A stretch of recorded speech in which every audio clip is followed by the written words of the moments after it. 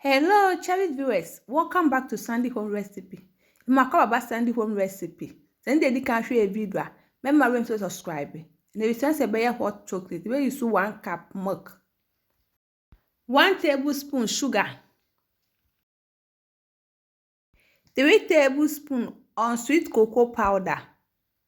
Now waka fra, ude akwesi ejaso. Ude 1 tablespoon cornstarch egwu adem. Na di nso kakra ye de egwu mu. Na wahoro, we na de esi nchen.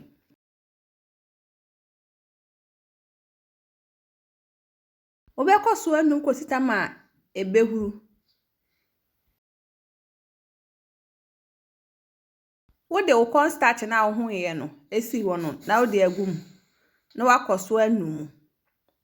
Epmacho se ndi kan hwe video a, remember rem subscribe. Na wa share, na wa like. Na wa notification bell say the video beto a won side the ebeka.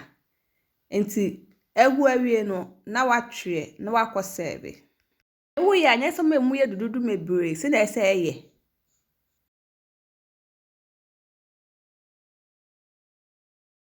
Please, if you are new to our channel, don't forget to subscribe, share, like.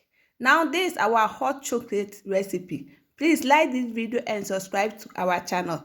Thank you so much for watching.